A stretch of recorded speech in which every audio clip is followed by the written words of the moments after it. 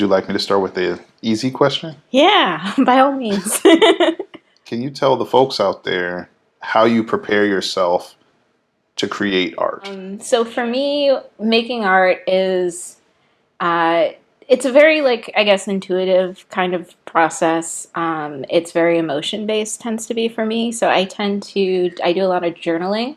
I do a lot of sketches on my phone, like when I'm feeling that there's something that like I want to process internally. Um, and so sometimes ideas will come like that. Other times, if I just want to like decompress, spend some, alone time, I'll just head into the studio and, maybe if I don't have like an idea for something or a sketch that I'm like connecting with, I'll just, do a self-portrait. Or sometimes I'll start with a phrase or something, a mantra or affirmation or something that's been on my mind and go from there. So much of that is so personal. Do you find, has making art always been a personal expression or exploration? Art is consistently, I find it like a calming thing to do, practice. Like the practice of art. I feel like when I was in college and kind of wanted to like, prove myself as an artist, it was learning, perfecting like a skill set or like learning how to paint super representationally. Nowadays, they tend to be more like lyrical, more telling a story, more me, expressing what's going on in my mind.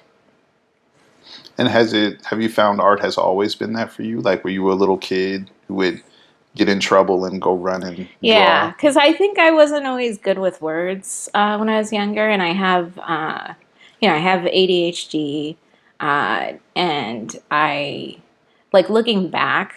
When I was younger, I did not know that, and I think I always thought I was a little odd, or like a weird kid, and I used to get that a lot that I was weird, but like art was the one thing that I was like good at, and that was my thing that I did that always gave me joy and that I could always kind of fall back on and feel myself when I was doing it. So it was just kind of like a comfort thing that was always there and probably like one of the most consistent things in my life.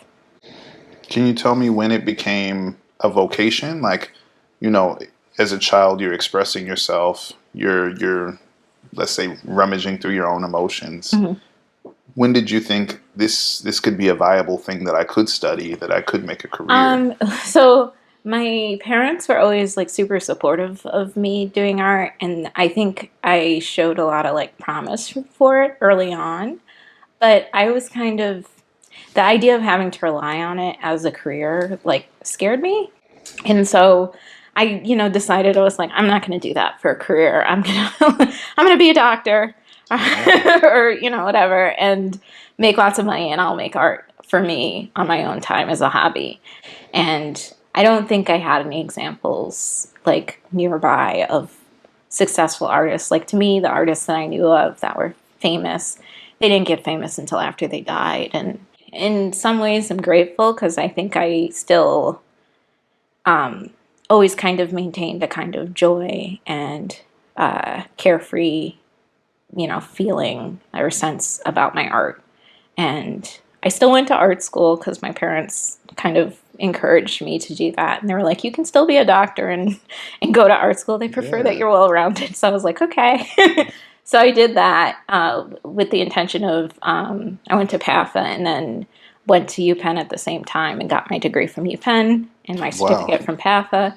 And then I worked at the art museum for a while and decided to get my master's. So was all doing that, and I always kind of maintained a studio, and my partner was an artist as well, so and I kind of told him like I'll make the money and provide benefits, you do the artwork. So I kind of got to like feel like I was vicariously still living that life, and but like also satisfying, being a breadwinner, being successful at the same time. And then it really wasn't until recently that I kind of was like, I feel like after 2020 was like, I want to pursue my passion. I want to do the things that make me happy and just pursue joy. And art makes me happy, and that's what I want to prioritize. Like, I want to go back and tease out some of the things you said, because you said such astonishing things so casually. So, as an undergraduate student, someone who had graduated from high school and was looking for secondary education, you went to an Ivy League university, mm-hmm. pre-med, Mm-hmm. and then you went to the first art school in the United States Mm-hmm. to study art at the same time. Yeah. So my family's, I'm, first generation immigrant. And also I'm obviously Black. Like, I grew up with my parents telling me, like, especially my mother, who grew up in the South, she was like, you need to get straight A's, you need to be perfect, you need to work twice as hard as the next person to be recognized. But on the plus side, I do think it prepared me for, pursuing, career and stuff. So I think I just had very high standards for what excellence looked like for me, and what was acceptable and what wasn't. And so, and I think that probably made, like, doing art as a career a little bit more difficult, because in my mind, if I was going to do that, I had to be, very successful. And success as an artist it's difficult sometimes, depending on, I guess, how you measure it.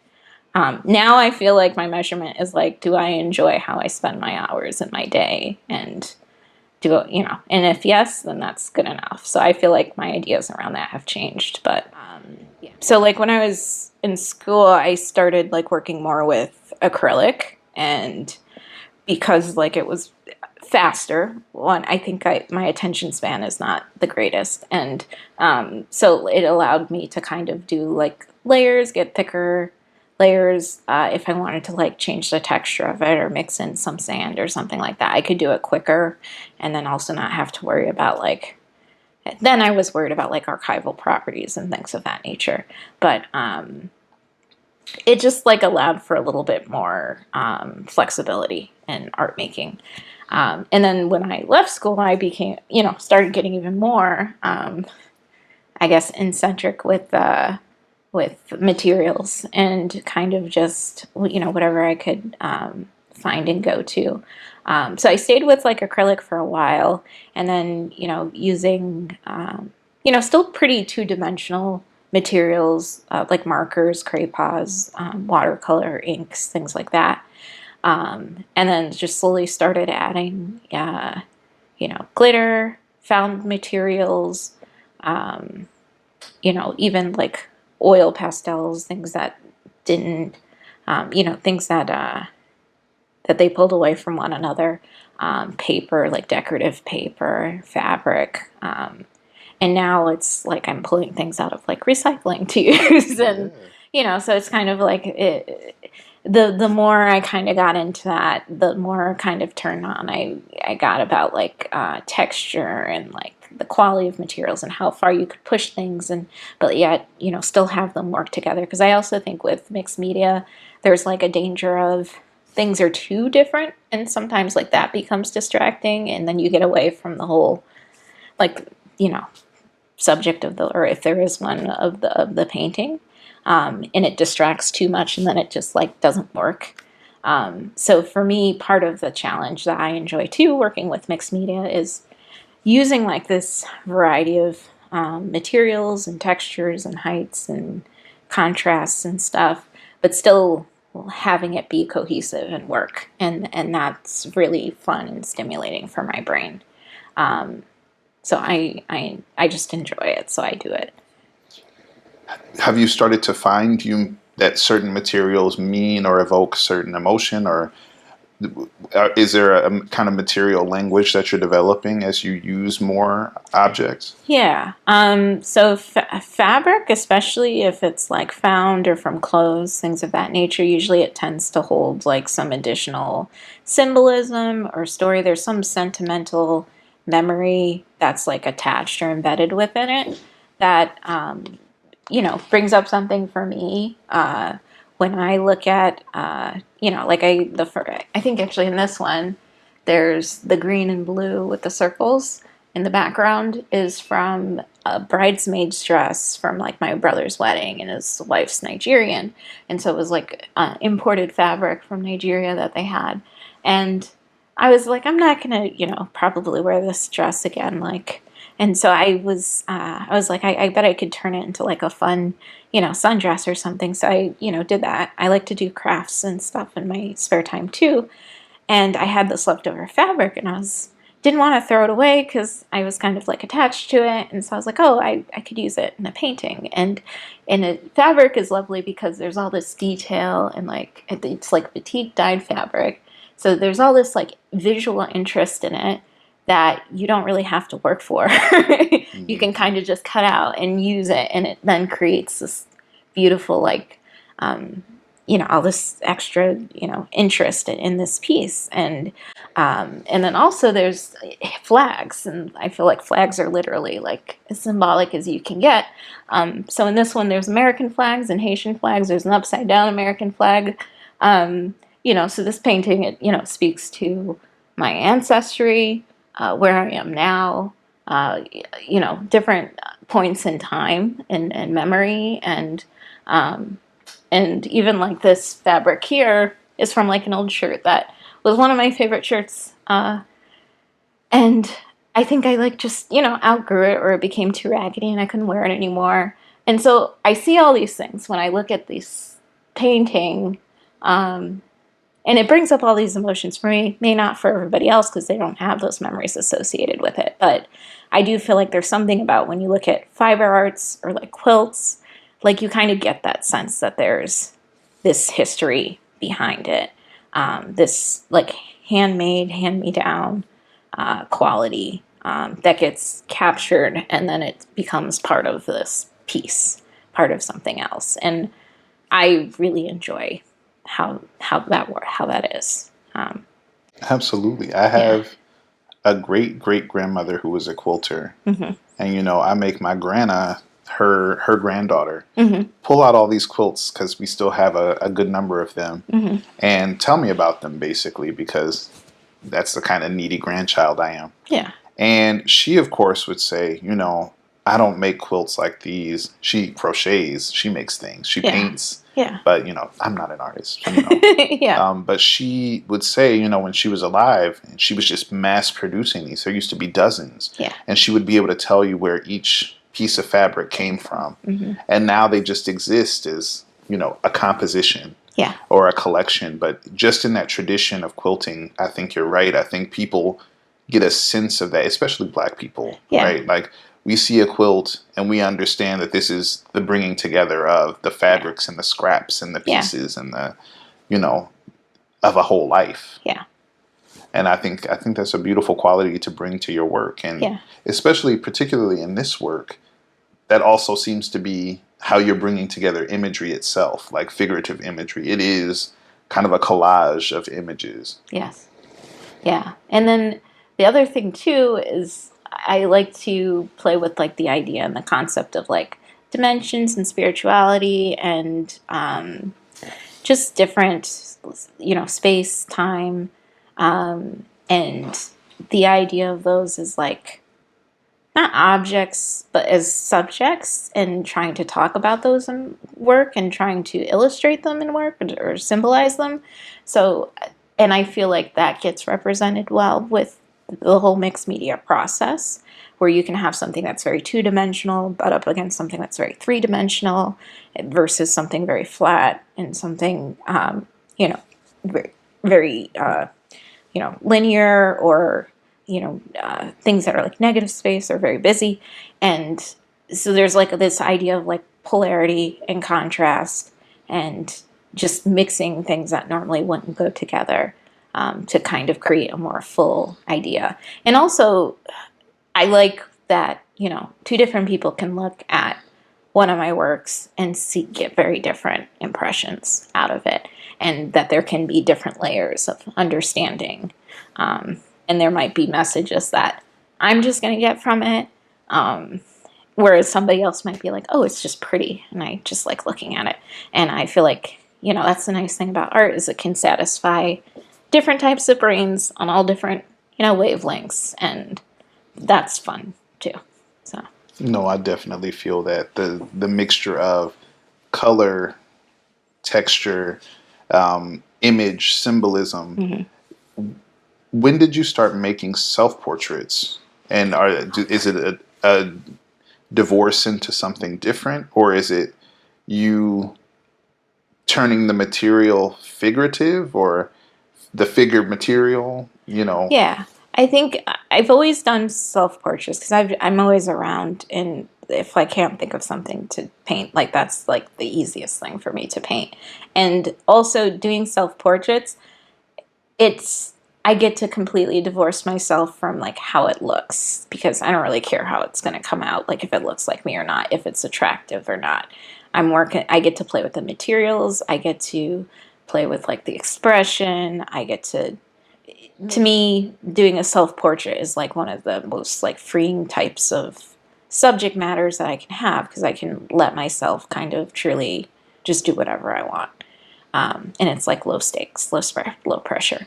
And then the next best thing for me was then painting people that I knew really well or who I had painted multiple times and I was really familiar with. So it was really just kind of more of like an experiment and a chance to kind of play. And then that kind of graduated to doing more. I started having more symbolism, more storytelling. I think I've always made work that was like based on emotion to some degree. Like even looking back at like earlier work I did in like high school and stuff. Once I started making more work and doing more solo shows, the work kind of became more intimate, I guess, and more expressive and more like illustrations of emotion that I personally like was struggling with. And part of that was I felt like after 2020, I just wasn't really good at like bottling it up anymore. And it was just going to come out regardless. And it's unfiltered. And so there was something that I really enjoyed about that. So then I was like, well, let's keep, chasing this thread and pulling it. And so I, tried to filter less, tried to be more raw and just really let whatever wanted to come out, come out. It's out. And I find that people actually connect a lot more easily with my work now that it's like that. And people get really emotional about it and they tear up and they tell me like stories and what's going on in their life. And it like really, I don't know, connects people and they feel attachment to it. And I feel like there's a lot more energy in my work and it's more authentic. So the easiest way to reach the universal is through the personal and the vulnerable. We are all, when you tear us up into bits as life tends to do, like we are all human at our base. So to be the most vulnerable, to be the closest to who you are, is to reveal what is shared between us as our humanity. I think that's really beautiful. And I also think it's interesting to think about your work in the sense of your own figure as like a character or like a funnel, through to these emotions. Is it always you? Or when you're playing with that image, is it you as, I've seen some of your work and it's you as mother or you as, as someone bearing an emotion, and I think that that's an interesting way of connecting to an audience, but also expressing one's emotion.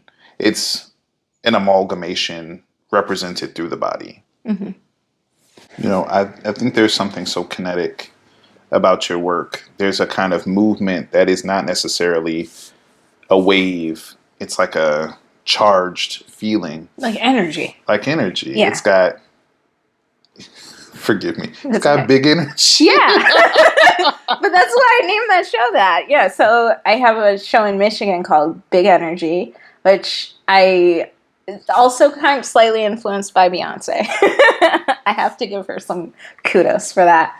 But I was listening to a lot of her music at that time, and Lizzo too. Oh, and a lot of like self-love stuff. And So a lot of the pieces in that show, I named the show Big Energy because it was all about big emotions, being uncomfortable, being comfortable, surrounding yourself with love, having like different vibrations of energy, different types of energy. A lot of the work, there's a lot of like typography, there's a lot of like affirmations, there's a lot of self-love messages and things like that. So I think I try and I tell myself all these things to kind of keep my vibrations high and keep my energy high. And I put it in my work, not just to remind myself, but also to define like the emotional state that I'm in, but also, to tell the viewer, like, you're loved, like, you're good enough, you're important, you're valued, you're human, and that's enough. That's all you need. And so I just get to enjoy the ride, kind of. I really appreciate how human your making process sounds. You're not locking yourself in a room and then like for 48 No. hours, you are making time for your family. You're making time to build a family. Yeah. Making time to have more life experience to bring to the canvas. Yeah. Because, I mean, like, at the end of the day, like, the priority is I want to live a happy life. I want to spend more time smiling and happy and laughing, doing the things I want to do than being miserable or stressed or worried. And so I just kind of gravitate to whatever gives me those feelings that I prefer. And so it's not about things being, and I think that's, emotion, like using my emotions as a compass to figure out, like, okay, these are the things that are least resistant. These are the things that make me happy, that I tend to be more creative, that I tend to do. And so that's what I'm going to do, because that's what I like. And if I have to spend all my time, maybe doing like this stuffy job or something else, or if commissions don't give me joy, I'm not going to do them because life is short. Life is And short. I just don't feel like you need to suffer through things, so if needlessly. And if you are going through a hard time, fine, but like, then it's like I don't want to editorialize that. I don't want to focus on that. I want to assume that I'm going to get something out of it. There's some lesson to be learned. And then, at least that's putting me at a higher place and a higher vibration. And then I at least have a better outlook. And then, like, my life experience is improved. So it's not like, what do they call it? Like strict, like, positivity. That's not what they call it, but Toxic positivity. Toxic positivity. Because I feel like that's not sustainable. And, bad things are going to happen. Good things are going to happen. But it kind of gives me the flexibility to just have, like, the best possible experience and outlook and version of my life.